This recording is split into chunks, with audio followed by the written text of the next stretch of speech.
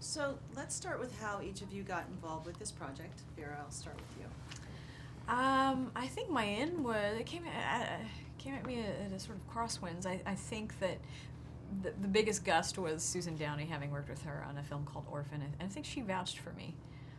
I think it's as simple as that, and then having a creative conversation with David Dobkin, and I know they wanted me to come in and do a chemistry read, which I flat out denied, but in sort of the very blustery and confident Sam spirit, I think it actually worked on my behalf. And I said, no, I don't believe in chemistry. I think you work towards chemistry, and it's a skill, and so I think that sort of solidified the deal.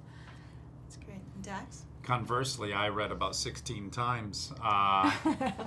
But similarly, Susan Downey was also my pathway into the judge, because I know her personally as well. And after reading the script, I emailed her and said, like, just any character in the movie, please. I'll do any. There's no role too small. Just let me be in this movie.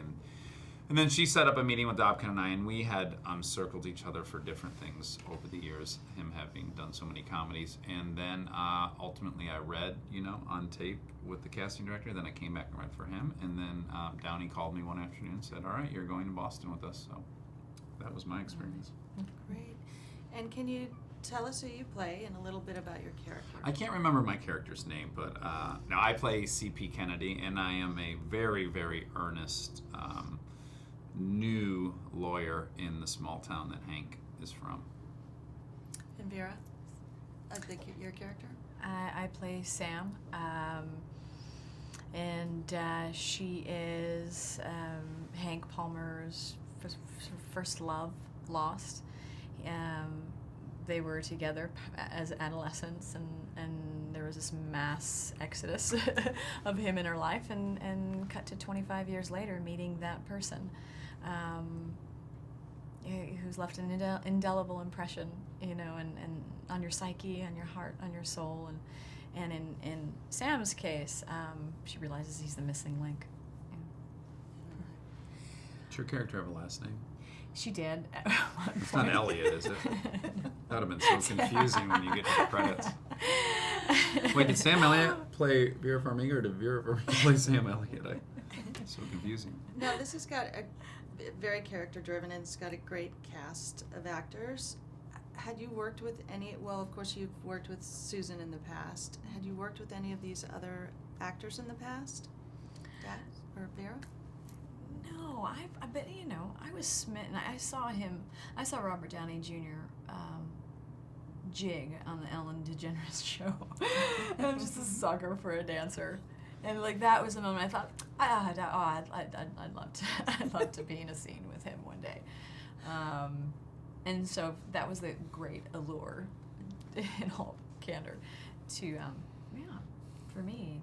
To be a part of it? Mm-hmm. Yeah, my love for Downey is very deep. It goes back to Weird Science when he dumps a slushie on our hero's head, and somehow I'm rooting for him because he looks so great in that cardigan. Yeah. I just really, really idolized him as I was a younger man. Not that he's that much older than me, but enough during those time when he was making those teen movies. I found him like the epitome of charisma. I've always really just looked up to him.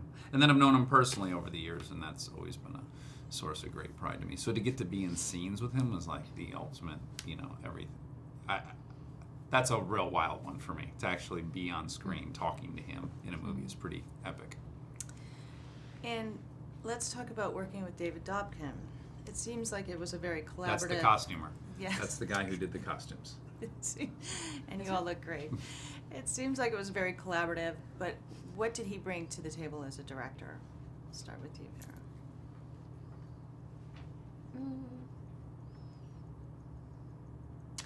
For me personally, because Robert Downey Jr. is such a buffoon, and I'm afraid of clowns. And he's got a really big engine, and he comes at you like full gale, and he's uber cheerful, like joy and euphoria. And for me, it's given my sort of sensibilities, it's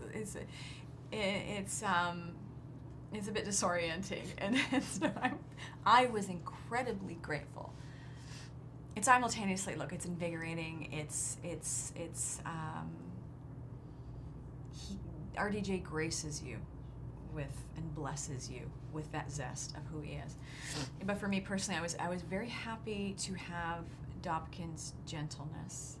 He's very pragmatic. He likes to break things down to not just feelings and emotions and instinct, but really athletic analysis of and which was very helpful for me in terms of who Hank and Sam were to each other, how they've grown and who they've become, and how that is at odds when they when they see each other, and so really investigating that. He's very keen and academic in that way, as far as deciphering that and being very clear, so that when you're on the playing field, it's easy to imbue because that work has been done. And I realized you can get lazy, and not phone it in, but I'm someone who relies more on instinct and intuition, and then I do analysis, and so that was extremely helpful for me.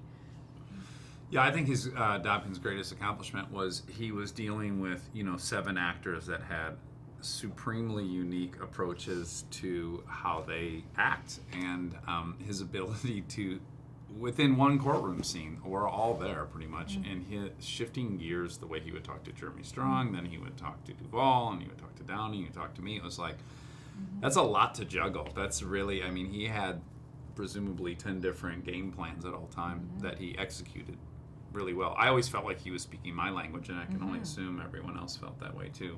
So that was quite a feat. Well, it came out on screen very well. So for any audiences that are going to see this film, which we hope many will, how would you describe this film? It's comedy, drama, all of the above. It's got some different themes to it. How would you describe I would it? steal from Downey's description, which is, above all, it's very entertaining. It's it is funny while it's heartbreaking. It's unabashedly honest, yet it's got a beautiful flow and a lot of cinematic devices. Like it really is just, it's really everything. It works on almost every level. Yeah. There are not a lot of special effects. That's the only thing I'll say. I think yes, it's a drama, that this puts a lifetime of family grievances on, for debate, but I think that human foibles and frailties it's funny. Yeah, it's never saccharine. He never hangs on something that just doesn't happen in real life. In every family, there's someone that relieves that tension, and so that's acknowledged in this movie. So it never veers too deeply into melodrama. But you chuckle through these hurts and pains and agonies. Yeah.